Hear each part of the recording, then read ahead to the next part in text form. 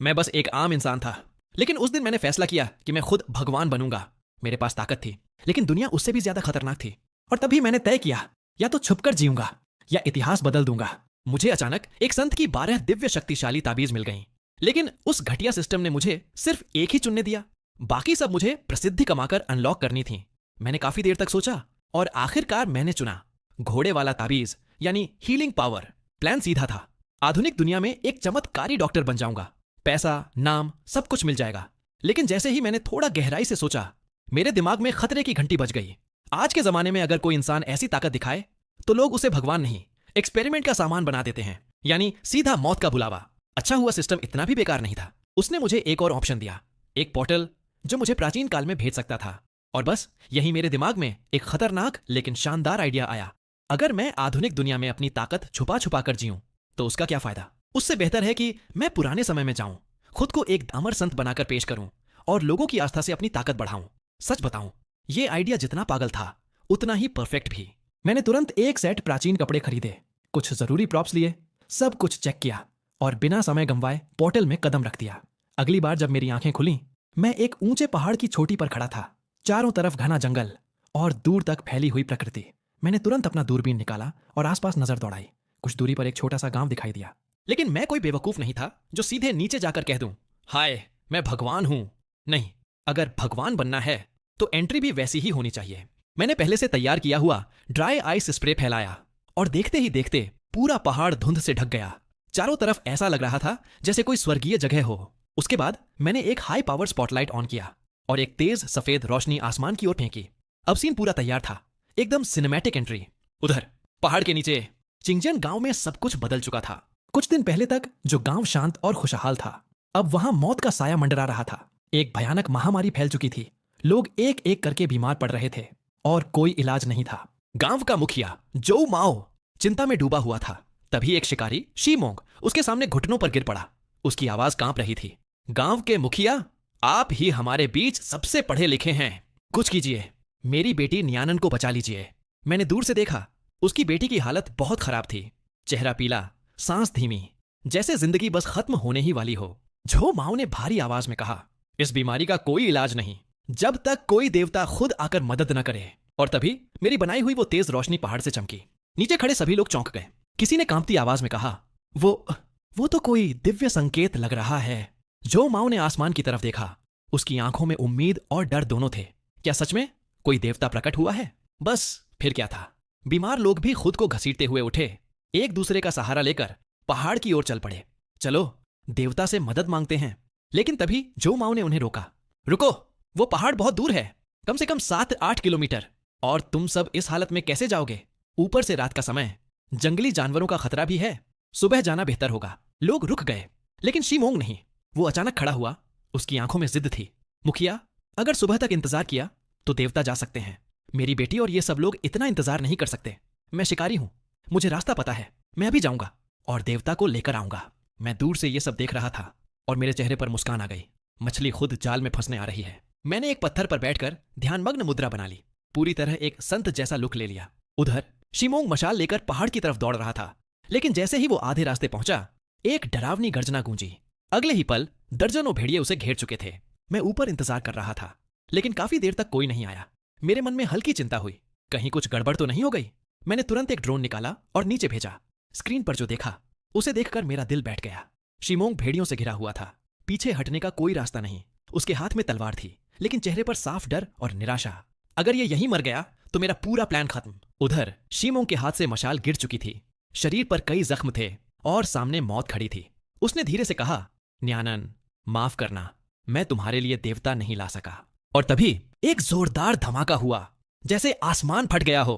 भेड़ियों का सरदार उसी पल उड़ गया। बाकी भेड़िए डर के मारे पीछे हट गए। शीमोंग की आंखें फैल गईं। ये तो देवताओं की शक्ति है। अगले ही पल मैं वहां उतरा, सफेद कपड़ों में, हाथ में आधुनिक हथियार, लेकिन उसकी डिजाइन इतनी अलग थी कि उसे कोई समझ नहीं सकता था। मैंने ठंडी आवाज में कहा, नीच प्राणी, मेरी सीमा में घुसने की हिम्मत कैसे की? भेड़िए अभी भी हिचकिचा रहे थे, शायद सोच रहे थे हमला करें या भाग जाएं। मैंने बिना वक्त गंवाए फिर से ट्रिगर दबाया। एक और धमाका और एक भेड़िया वहीं ढेर। बस अब उनका हौसला टूट गया, पूरा झुंड भाग गया। शीमोंग ने जो देखा वो उसके लिए किसी चमत्कार से कम नहीं था। वो सीधे मेरे सामने गिर पड़ा। धन्यवाद देवता, आपने मेरी जान बचाई। लेकिन उसकी हालत इतनी खराब थी कि वो वहीं बेहोश होकर गिर पड़ा। मैंने हाथ उठाया और घोड़े वाले ताबीज की शक्ति सक्रिय की। मेरी आंखों में बैंगनी चमक आई और ऊर्जा उसके शरीर में उतर गई। अगले ही पल उसके सारे जख्म भर गए और बीमारी के लक्षण भी गायब। वो उठकर बार बार सिर झुकाने लगा। आपकी शक्ति असीम है, मैं आपका एहसान कैसे चुकाऊं? मैंने चेहरे पर भाव नहीं आने दिया। अंदर से मैं काफी खुश था, लेकिन बाहर से ठंडा। रात में पहाड़ पर आने की हिम्मत क्यों की? उसने तुरंत जवाब दिया, हम नीचे शिंगजियान गांव के लोग हैं। हमारे गांव में महामारी फैल गई है, कई लोग मर चुके हैं। कृपया हम पर दया करें, सबको बचा लीजिए। मैंने जानबूझकर भौहें सिकोड़ी। देवताओं और मनुष्यों के नियम अलग होते हैं, मुझे हस्तक्षेप नहीं करना चाहिए। देवता, गांव के लोग निर्दोष हैं।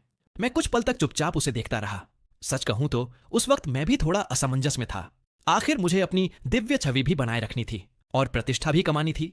अगले ही पल मैंने धीमे स्वर में कहा, यह मेरी साधना से निर्मित शुद्ध चेतना अमृत गोली है। इसे पानी में घोलकर पूरे गांव के लोगों को पिला देना। इससे इस महामारी का नाश हो जाएगा। शी मेंग की आंखें तुरंत चमक उठीं।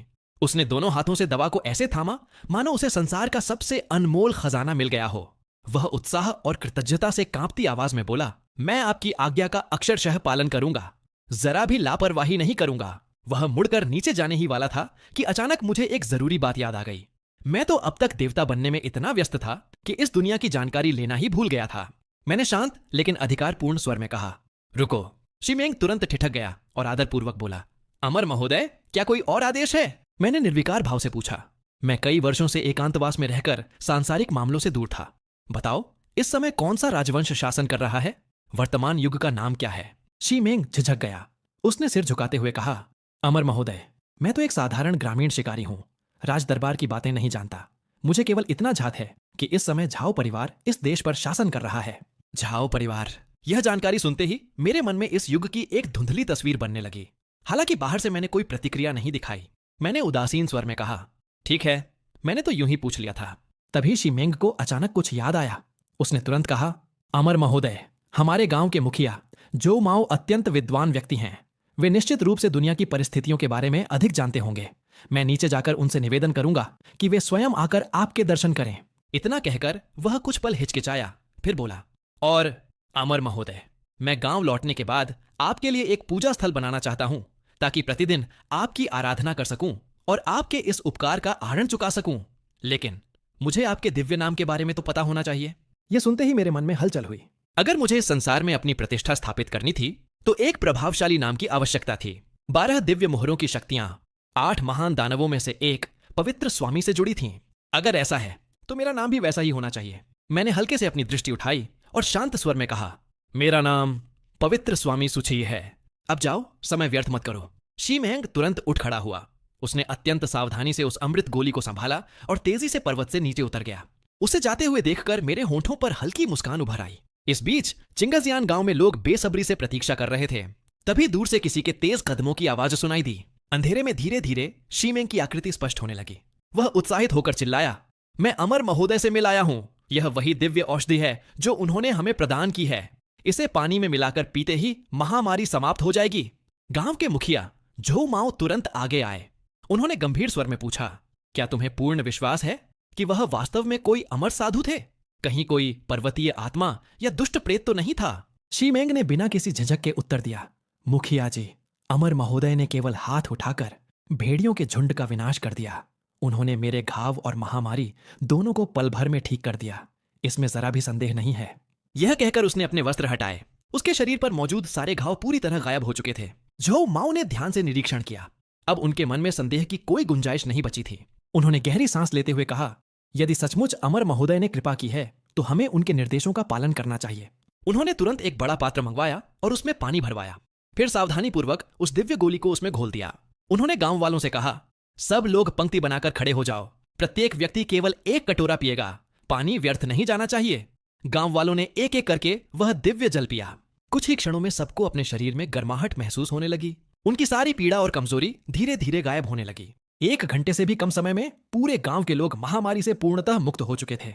अगले ही पल पूरा गांव उल्लास से गूंज उठा। यह दिव्य जल सचमुच चमत्कारी है। शी मेंग, अमर महोदय का नाम क्या है? हमें उनके उपकार का आर्ण चुकाने के लिए उनकी पूजा करनी चाहिए। शी मेंग ने गर्व से कहा, अमर महोदय स्वयं को पवित्र स्वामी सुची कहते हैं। और हाँ, उन्होंने विशेष रूप से मुखिया जी को पर्वत पर आने का आदेश दिया है। झोमाओ ने गंभीरता से सिर हिलाया। यदि यह अमर महोदय की इच्छा है तो मैं स्वयं जाकर उनके दर्शन अवश्य करूंगा। रात बीत गई। बहुत जल्द अगला दिन भी आ पहुंचा। उसी समय मेरे मन में सिस्टम की यांत्रिक आवाज गूंज उठी। होस्ट सुची ने घोड़े की मुहर सफलतापूर्वक अनलॉक कर ली है। अगली मुहर को प्राप्त करने की प्रगति 100%। मैं स्तब्ध रह गया। क्या प्रगति पूरी हो गई? मुझे इस पर विश्वास ही नहीं हुआ। चिंगजियान गांव की आबादी बहुत बड़ी नहीं थी। सिद्धांत रूप से इतनी जल्दी पर्याप्त प्रतिष्ठा प्राप्त नहीं होनी चाहिए थी। मैंने तुरंत सिस्टम से पूछा, यह कैसे संभव है? सिस्टम ने उत्तर दिया, होस्ट द्वारा प्राप्त प्रतिष्ठा स्थिर नहीं होती। यह लोगों की आस्था की गहराई, कृतज्ञता की तीव्रता और घटना के प्रभाव क्षेत्र के संयुक्त मूल्यांकन पर आधारित होती है। यह सुनते ही मुझे सब समझ में आ गया। अब आश्चर्य की कोई बात नहीं थी। चिंगजियान गांव के लोगों ने पहले महामारी की निराशा झेली थी और फिर मैंने उन्हें चमत्कारिक रूप से जीवन दान दिया था। स्वाभाविक रूप से वे मेरे प्रति गहरी श्रद्धा और अटूट विश्वास रखते थे। यही कारण था कि मेरी प्रतिष्ठा इतनी तेजी से बढ़ी। अब मुझे ऐसी शक्ति की आवश्यकता थी जो एक अमर साधु की छवि को और भी मजबूत बना सके। अगले ही पल मैंने नई मुहर की शक्ति का उपयोग किया। मैंने अपनी चेतना को सक्रिय किया और एक विशाल चट्टान की ओर ध्यान केंद्रित किया। तुरंत मुझे महसूस हुआ कि मेरे शरीर में नई ऊर्जा प्रवाहित हो रही है। मैंने एकाग्र होकर अपनी शक्ति को नियंत्रित किया। धीरे धीरे मेरे पैर जमीन से ऊपर उठने लगे। अगले ही क्षण मैं हवा में तैर रहा था। मेरे चेहरे पर अविश्वसनीय उत्साह छा गया। तो यही उड़ने का अनुभव है। उस पल मैं किसी बच्चे की तरह रोमांचित हो उठा। मैं पर्वतों के बीच स्वतंत्र रूप से उड़ने लगा, चारों ओर फैले बादलों को चीरते हुए, हवा को महसूस करते हुए। काफी देर बाद थककर मैं फिर पर्वत की चोटी पर लौट आया। अब जब मुझे उड़ान का अनुभव हो चुका था तो समय आ गया था कि मैं इस नई शक्ति की अन्य क्षमताओं की भी परीक्षा करूं। मैंने दूर स्थित एक अन्य पर्वत पर मौजूद एक विशाल शिला पर ध्यान केंद्रित किया। वह स्थान कम से कम 10 किलोमीटर दूर था। मैंने मन ही मन सोचा, देखते हैं क्या मैं इतनी दूरी से भी उसे नियंत्रित कर सकता हूं। मैंने अपनी मानसिक शक्ति को पूरी तरह उस चट्टान पर केंद्रित किया। कुछ ही क्षणों बाद वह विशाल शिला हवा में उठ गई। मैं अनायास मुस्कुरा उठा। लगता है इस शक्ति की नियंत्रण सीमा मेरी कल्पना से कहीं अधिक विशाल है। इसके बाद मैंने गति की परीक्षा करने का निर्णय लिया। मैंने अपनी इच्छा से उस शिला को अपनी ओर खींचना शुरू किया, लेकिन वह इतनी धीमी गति से बढ़ रही थी कि मुझे हंसी आ गई। उसकी रफ्तार किसी धीरे धीरे चलती बैटरी रिक्शा जैसी थी। मैं तुरंत समझ गया, इस शक्ति की सबसे बड़ी विशेषता इसका नियंत्रण क्षेत्र था, लेकिन इसकी गति स्पष्ट रूप से इसकी कमजोरी थी। फिर भी ऐसे प्राचीन युग में जहां किसी के पास अलौकिक शक्तियां नहीं थीं, यह क्षमता किसी आयामी आक्रमण से कम नहीं थी। और तभी पर्वत के नीचे से कदमों की आहट सुनाई दी। मैंने नीचे देखा। शीमेंग एक सफेद बालों वाले वृद्ध व्यक्ति को लेकर मेरी ओर आ रहा था। मुझे तुरंत समझ आ गया, यह अवश्य ही गांव का मुखिया झोमाओ होगा। मैंने बिना देर किए हवा में उठकर उनका इंतजार करना शुरू कर दिया। जैसे ही शीमेंग और झोमाओ पर्वत की चोटी पर पहुंचे, वे दोनों स्तब्ध रह गए। यह सचमुच एक अमर साधु हैं। शीमेंग तुरंत घुटनों के बल बैठ गया। पवित्र स्वामी महोदय, मैं शीमेंग गांव के मुखिया झोमाओ के साथ आपके चरणों में प्रणाम करता हूं। मैंने शांत स्वर में कहा। औपचारिकताओं की आवश्यकता नहीं है। फिर मैंने झोमाओ की ओर देखते हुए पूछा, वर्तमान युग का नाम क्या है और यह क्षेत्र किस राज्य के अधीन है? झोमाओ ने आदर पूर्वक उत्तर दिया, हे पूजनीय, वर्तमान में महान सोंग साम्राज्य का तियानशेंग का 3रा वर्ष चल रहा है। यह क्षेत्र जियांगनान के पिंगजियांग प्रांत के अधीन है। महान सोंग साम्राज्य, तियानशेंग का 3रा वर्ष। इसका अर्थ था कि यह सोंग सम्राट रेंजोंग के शासनकाल का समय था। देश स्थिरता और समृद्धि के द्वार में था। मैंने गंभीर स्वर में कहा, जब मैं पिछली बार संसार में आया था तब महान हान राजवंश का युग था। महान सोंग को महान हान की जगह लिए कितना समय बीत चुका है? झोमाओ का चेहरा आश्चर्य से भर गया। उन्होंने तुरंत झुककर उत्तर दिया, महान हान को समाप्त हुए 1000 से अधिक वर्ष बीत चुके हैं। समय ने बहुत कुछ बदल दिया है। मैंने भीतर ही भीतर गहरी सांस ली।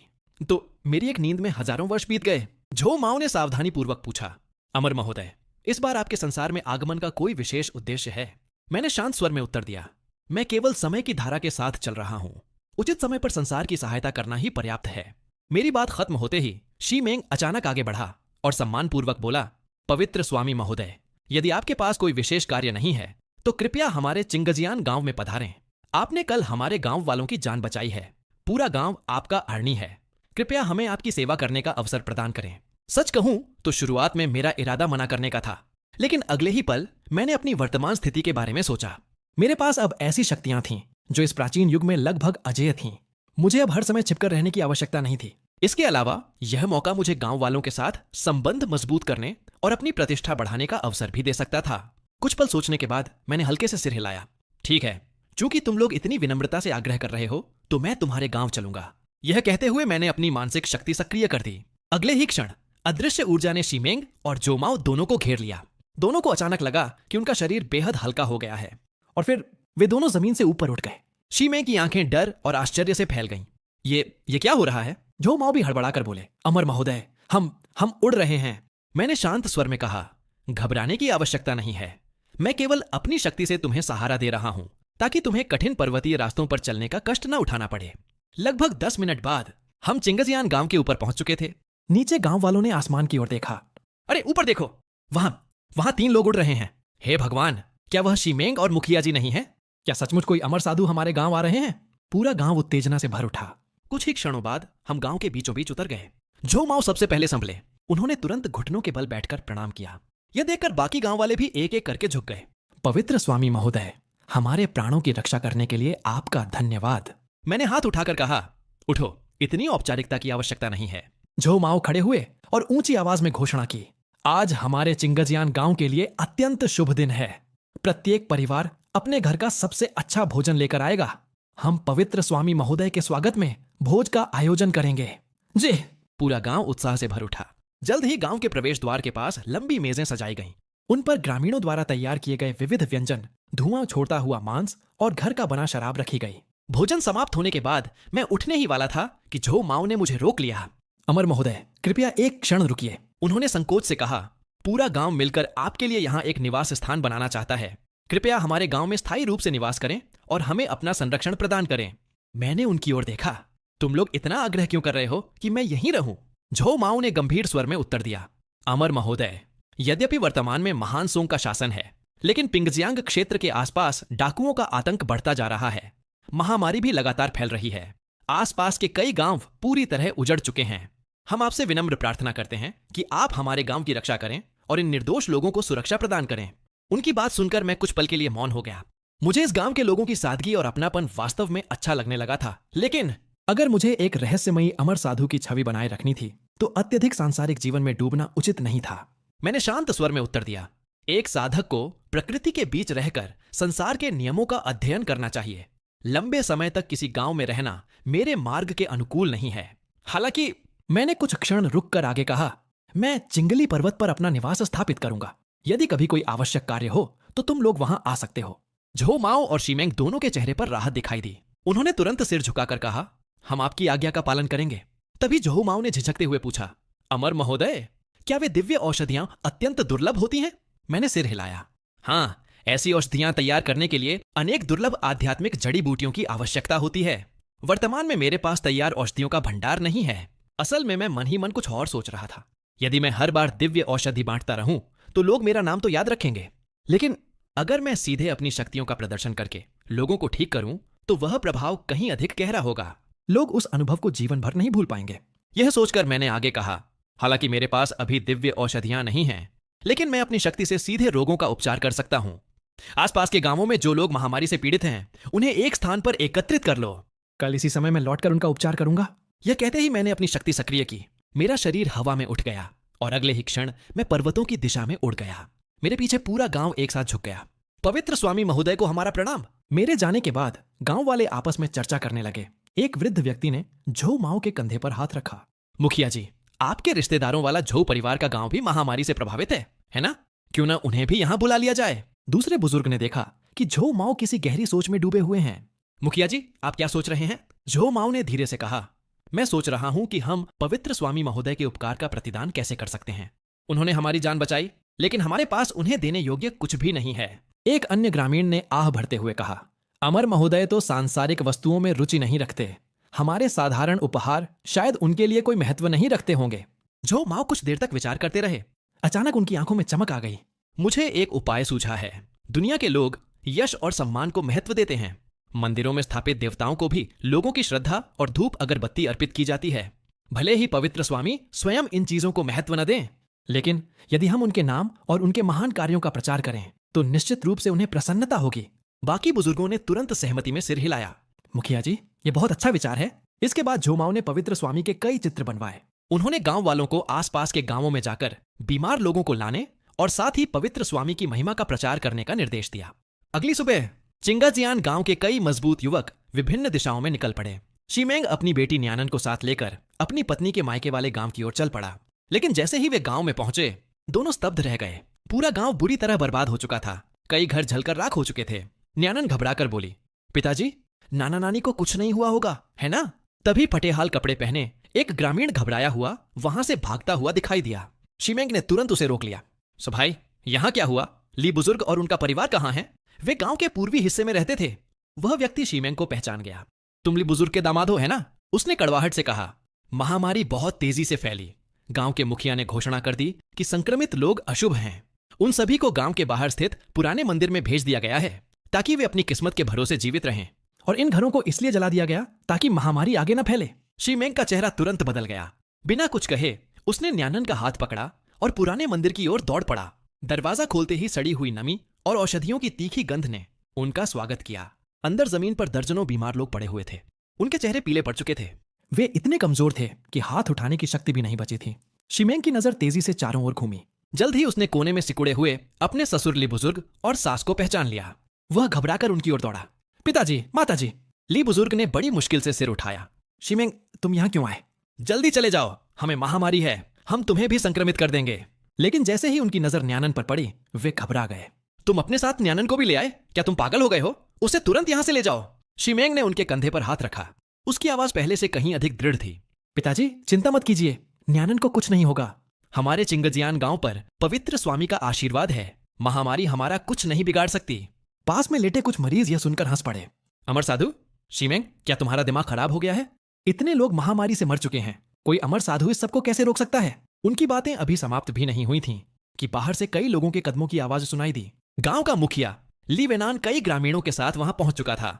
ली वेनान ने भीतर कदम रखते ही तीखी नजरों से शिमेंग को देखा और कठोर स्वर में पूछा, शिमेंग, तुम हमारे लिए गांव में क्या करने आए हो? कहीं अपने चिंगजियान गांव की बदकिस्मती और महामारी यहां फैलाने तो नहीं आए? उसकी बातें सुनकर मेरे भीतर भी गुस्सा उठ जाता, लेकिन उस वक्त शिमेंग ने खुद को संयमित रखा। उसने गहरी सांस ली और दृढ़ स्वर में कहा, मुखिया जी, क्या आप सच में अपने ही गांव वालों के साथ ऐसा व्यवहार करते हैं सिर्फ इसलिए कि उन्हें महामारी हो गई है? आपने उन्हें मरने के लिए इस जर्जर मंदिर में छोड़ दिया और घरों को जला देने से क्या महामारी सचमुच खत्म हो जाएगी? ली वेनान का चेहरा कठोर बना रहा, लेकिन शिमेंग ने उसे जवाब देने का मौका ही नहीं दिया। उसने ऊंची आवाज में कहा, मैं तुम्हें सच बताता हूं, हमारे चिंगजियान गांव में एक दिव्य अमर साधु प्रकट हुए हैं। उन्होंने हमारी महामारी पूरी तरह समाप्त कर दी है। आज मैं यहाँ अपने सास ससुर और इन सभी बीमार लोगों को अपने साथ ले जाने आया हूँ। पवित्र स्वामी स्वयं उनका उपचार करेंगे। यह सुनते ही वहां मौजूद सभी लोग स्तब्ध रह गए। ली वेनान की भौहें सिकुड़ गईं। अचानक उसके मन में 2 रात पहले की घटना कौंध गई। उसे याद आया कि देर रात चिंगजियान गांव की दिशा से एक सुनहरी रोशनी आसमान तक उठी थी। उस समय उसने सोचा था कि शायद कोई प्राकृतिक घटना होगी, लेकिन अब क्या सचमुच कोई अमर साधु प्रकट हुआ था? हालांकि शिमेंग के दृढ़ आत्मविश्वास को देखकर भी उसके मन का संदेह पूरी तरह समाप्त नहीं हुआ। वह कुछ कहने ही वाला था कि शिमेंग ने अपने वस्त्रों के भीतर से एक चित्र निकाल लिया। उसने चित्र को सबके सामने फैलाते हुए कहा, देखो, यही है हमारे पवित्र स्वामी सुची। इन्होंने पूरे चिंगजियान गांव को महामारी से बचाया है। उनकी दिव्य शक्तियों के सामने यह महामारी कुछ भी नहीं है। भीड़ में से तुरंत विरोध की आवाजें उठने लगीं। कौन जाने यह किसी साधारण व्यक्ति का चित्र हो? अमर साधु इतनी आसानी से पृथ्वी पर अवतरित नहीं होते। लोगों को भ्रमित करना बंद करो। कुछ ही क्षणों में पूरा वातावरण तनावपूर्ण हो गया और तभी न्यानन ने अचानक शिमेंग का हाथ छोड़ दिया। वह आगे बढ़ी और अपनी छोटी सी देह के बावजूद दृढ़ता से सबके सामने खड़ी हो गई। उसकी मासूम लेकिन गंभीर आवाज पूरे कमरे में गूंज उठी। कृपया झगड़ा मत कीजिए। चिंगजियान गांव में सचमुच एक अमर साधु हैं। पवित्र स्वामी बहुत दयालु हैं। उन्होंने स्वयं कहा है कि महामारी से पीड़ित लोगों को हमारे गांव ले आओ, वे सबका उपचार करेंगे। इसके बाद उसने ली वेनान की ओर देखा। मुखिया जी, भले ही आपको अमर साधु पर विश्वास न हो, लेकिन अगर मेरे पिताजी इन लोगों को अपने साथ ले जाते हैं तो आपके गांव के लिए भी यह बुरा नहीं होगा। कम से कम महामारी के फैलने का खतरा तो कम होगा। न्यानन की बात सुनकर ली वेनान चुप हो गया। उसने चारों ओर पड़े कमजोर और मरते हुए गांव वालों को देखा। कुछ देर बाद उसकी कठोर आंखों में भी झिझक दिखाई देने लगी। आखिरकार उसने गहरी सांस लेकर कहा, शिमेंग, मैं तुम्हारी बेटी की बात का सम्मान करते हुए इस बार तुम पर विश्वास करूंगा, लेकिन अगर कुछ भी गलत हुआ, उसकी आवाज गंभीर हो गई, तो उसकी पूरी जिम्मेदारी तुम्हारी होगी। शिमेंग ने बिना हिचकिचाए सिर हिलाया। मैं तैयार हूं। इसके बाद वह अपने सास ससुर को सहारा देकर खड़ा करने लगा। धीरे धीरे उसने वहां मौजूद अन्य बीमार लोगों की भी मदद की। आखिरकार लगभग दर्जन भर संक्रमित ग्रामीणों का समूह चिंगजियान गांव की ओर रवाना हो गया। लेकिन किसी को पता नहीं था कि ली वेनान दूर खड़ा उन्हें जाते हुए देख रहा था। उसकी आंखों में संदेह और जिज्ञासा दोनों मौजूद थे। वह मन ही मन बुदबुदाया, मुझे इनके पीछे जाना होगा। अगर चिंगजियान गांव में सचमुच कोई अमर साधु है तो मैं यह अवसर किसी भी कीमत पर नहीं गंवा सकता। लगभग आधे घंटे बाद चिंगजियान गांव के प्रवेश द्वार पर गांव के मुखिया झो माओ पहले से ही कई ग्रामीणों के साथ प्रतीक्षा कर रहे थे। जैसे ही उन्होंने शिमेंग और बाकी लोगों को आते देखा, वे तुरंत आगे बढ़े। शिमेंग, सब कुछ ठीक रहा ना? रास्ते में कोई परेशानी तो नहीं हुई? शिमेंग ने राहत की सांस लेते हुए उत्तर दिया, सब ठीक रहा, सभी लोगों को सुरक्षित ले आया हूं। अब बस पवित्र स्वामी महोदय के आगमन की प्रतीक्षा है। इसके बाद धीरे धीरे अन्य ग्रामीण भी लौटने लगे। वे आसपास के विभिन्न गांवों से संक्रमित लोगों को साथ लेकर आए थे। अंततः गणना करने पर पता चला कि कुल मिलाकर 30 से अधिक मरीज वहां एकत्रित हो चुके थे। जो माओ ने गंभीर स्वर में कहा, पवित्र स्वामी करुणामय हैं, वे निश्चित रूप से इन सभी लोगों को बचाएंगे। उधर मैं उस समय पर्वत की चोटी पर गहरी नींद में सो रहा था और तभी अचानक अलार्म की आवाज ने मुझे नींद से जगा दिया। मैं घबराकर उठ बैठा। ओ नहीं, मैं तो पूरी तरह भूल ही गया था कि आज गांव वालों का उपचार करना है। मैंने जल्दी जल्दी खुद को व्यवस्थित किया और तुरंत आकाश में उड़ गया। ऊंचाई से नीचे झांकते ही जो दृश्य मैंने देखा, उसे देखकर मैं खुद भी दंग रह गया। गांव के बीचों बीच दर्जनों लोग घुटनों के बल बैठे हुए थे। वे पूरी श्रद्धा के साथ मेरी प्रतीक्षा कर रहे थे। मैं अनायास हंस पड़ा। ये लोग तो इस मामले को मेरी अपेक्षा से कहीं ज्यादा गंभीरता से ले रहे हैं। लेकिन उसी पल मैंने खुद को संभाला। अगर ये लोग इतने समर्पित हैं तो मुझे भी उन्हें निराश नहीं करना चाहिए। नीचे खड़े जो माओ ने ऊंची आवाज में घोषणा की, पवित्र स्वामी महोदय के आगमन का स्वागत करो। उनकी आवाज गूंजते ही आकाश में अचानक तलवार की तीखी ध्वनि सुनाई दी। एक चांदी जैसी चमकदार तलवार आसमान से नीचे उतरी और गांव के मध्य भाग में मजबूती से ढंस गई। तलवार के चारों ओर हल्की सुनहरी आभा चमक रही थी। अगले ही पल मैं धीरे धीरे आकाश से नीचे उतरने लगा। मेरे सफेद वस्त्र हवा में लहरा रहे थे। उस क्षण मैं सचमुच किसी स्वर्गीय अमर साधु जैसा प्रतीत हो रहा था। चिंगजियान गांव के ग्रामीणों की आंखों में आंसू आ गए। वे तुरंत सिर झुकाकर प्रणाम करने लगे। पवित्र स्वामी महोदय, आपका स्वागत है। दूसरे गांवों से आए लोग भी यह दृश्य देखकर पूरी तरह स्तब्ध रह गए। उनकी आंखें विस्मय से फैल गईं। उस समय उनके मन में केवल एक ही विचार था, इस दुनिया में सचमुच अमर साधु अस्तित्व में हैं। मैंने शांत स्वर में कहा, औपचारिकताओं की आवश्यकता नहीं है। आज मैं यहाँ इन रोगियों का उपचार करने आया हूँ। जो माओ तुरंत आगे बढ़े। पवित्र स्वामी महोदय, ये सभी आसपास के गांवों से आए महामारी पीड़ित लोग हैं। कृपया उन पर दया करें। मैंने बिना किसी देरी के अपनी शक्ति सक्रिय कर दी। घोड़े की मुहर की दिव्य शक्ति मेरे भीतर प्रवाहित होने लगी। मुलायम दिव्य प्रकाश बीमार लोगों के शरीरों को ढकने लगा। अगले ही क्षण जिन लोगों के चेहरे पीले पड़ चुके थे और जिनकी सांसें कमजोर थीं, उन्हें अपने पूरे शरीर में एक गर्म ऊर्जा का संचार महसूस हुआ। कुछ ही पलों बाद सभी मरीज पूरी तरह स्वस्थ हो चुके थे। भीड़ में सन्नाटा छा गया और अगले ही क्षण पूरी सभा उत्साह से फूट पड़ी। चमत्कार! ये सचमुच दिव्य शक्ति है। पवित्र स्वामी अमर हैं। सभी ग्रामीण एक साथ घुटनों के बल बैठ गए। पवित्र स्वामी महोदय, हमें जीवन दान देने के लिए आपका धन्यवाद। मैंने हाथ उठाते हुए कहा, उठो। मैंने केवल वही किया जो आवश्यक था। इसी दौरान जो माओ जल्दी से मेरे पास आए। उनके चेहरे पर संकोच झलक रहा था। पवित्र स्वामी महोदय, मैम, एक बात है जिसके लिए मैं आपसे क्षमा मांगना चाहता हूं। मैंने उनकी ओर देखा। कहो। उन्होंने झुकते हुए कहा, कल मैंने अपनी इच्छा से आपके चित्र बनवाए और ग्रामीणों को उन्हें साथ लेकर आसपास के गांवों में भेजा ताकि वे आपके महान कार्यों का प्रचार कर सकें। मैंने यह निर्णय बिना आपकी अनुमति के लिया था। कृपया मुझे क्षमा करें। उनकी बात सुनकर मैं कुछ क्षणों के लिए चुप हो गया। सच कहूं तो उनका यह कदम मेरी योजना के लिए बेहद लाभदायक था। मेरी प्रसिद्धि जितनी अधिक फैलेगी, उतनी ही तेजी से मैं नई मुहरों को अनलॉक कर पाऊंगा। लेकिन बाहर से मैंने शांत भाव बनाए रखा। चिंता मत करो, तुमने यह सब लोगों की सहायता करने के लिए किया है। मैं इससे नाराज नहीं हूं। जो माओ ने राहत की सांस ली। इसी समय भीड़ के पीछे से ली वेनान आगे आए। उन्होंने आदरपूर्वक झुकते हुए कहा, पवित्र स्वामी महोदय, कृपया हमारे लिए गांव पर भी अपनी कृपा बनाए रखें। हम भी आपके सम्मान में मंदिर बनाना चाहते हैं और आपकी आराधना करना चाहते हैं। जो माओ ये देखकर चौंक गए। मुखिया जी, आप यहाँ कब आए? ली वेनान ने शर्मिंदा स्वर में उत्तर दिया। मुझे अपने गांव वालों की चिंता थी, इसलिए मैं चुपचाप उनके पीछे चला आया। लेकिन मुझे बिल्कुल भी उम्मीद नहीं थी कि मैं सचमुच एक दिव्य अमर के दर्शन कर पाऊंगा। जो माओ के मन में कुछ असंतोष अवश्य था, लेकिन उन्होंने कुछ नहीं कहा। मैंने शांत स्वर में उत्तर दिया, तुम्हारी भावनाओं को मैं समझता हूं, लेकिन मंदिर निर्माण जैसी चीजों में अति करने की आवश्यकता नहीं है। अपनी सामर्थ्य के अनुसार कार्य करो। कभी भी लोगों पर अनावश्यक बोझ मत डालो। ली वेनान ने तुरंत सिर झुका दिया।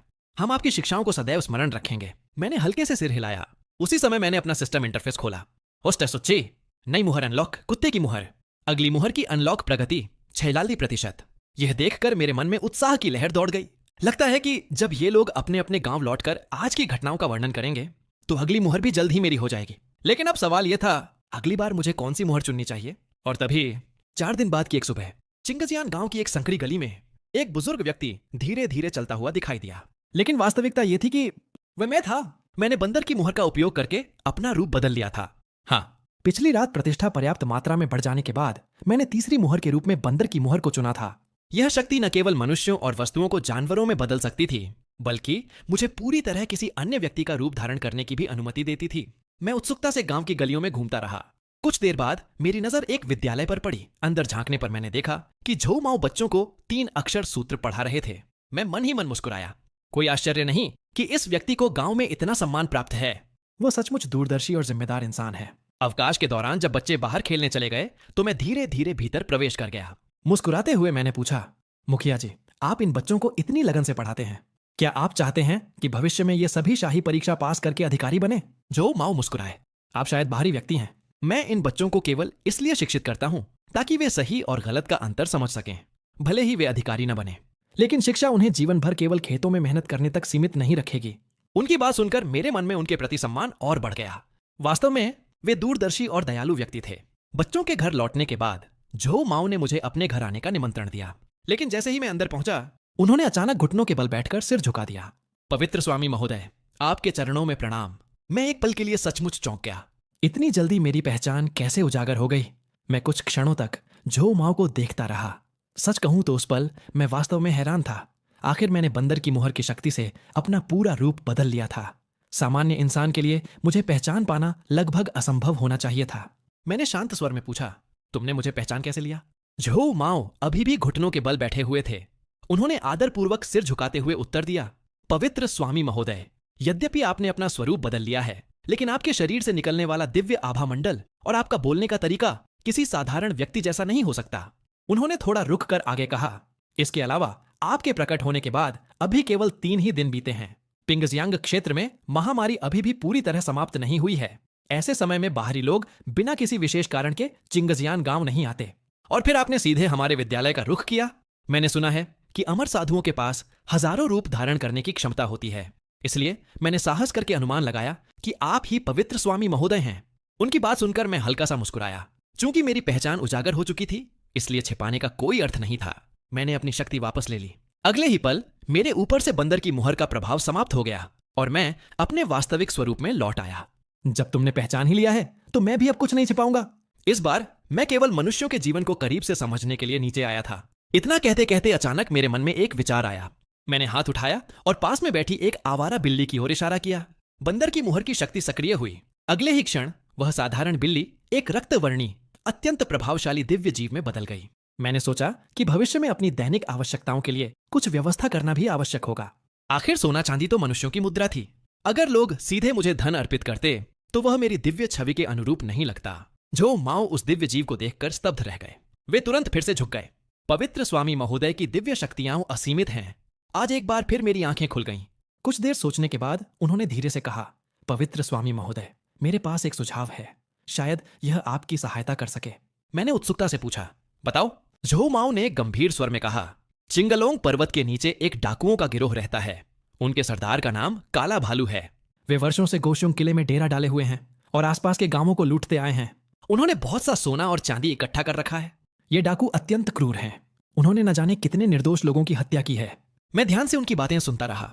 झो माओ ने कड़वाहट से आगे कहा, सरकारी अधिकारी भी उनके विरुद्ध कोई ठोस कार्रवाई नहीं करते। मैंने सुना है कि स्थानीय मजिस्ट्रेट का उन डाकुओं से गुप्त संबंध है। लूटा हुआ धन दोनों के बीच बांट लिया जाता है। सरकार द्वारा डाकुओं के खिलाफ की जाने वाली कार्रवाई केवल दिखावा भर है। मेरी आंखों में ठंडापन उतर आया। ऐसा भी होता है? झो माओ ने सिर झुकाया। यदि पवित्र स्वामी महोदय चाहें तो मैं आपको उनका ठिकाना दिखा सकता हूं। मैंने बिना किसी झिझक के उत्तर दिया, तो चलो। कुछ समय बाद हम दोनों गोशियों किले के समीप स्थित लुआनशी गांव पहुंच गए। गांव का वातावरण बेहद उदास था। अधिकांश घरों के दरवाजे और खिड़कियां बंद थीं।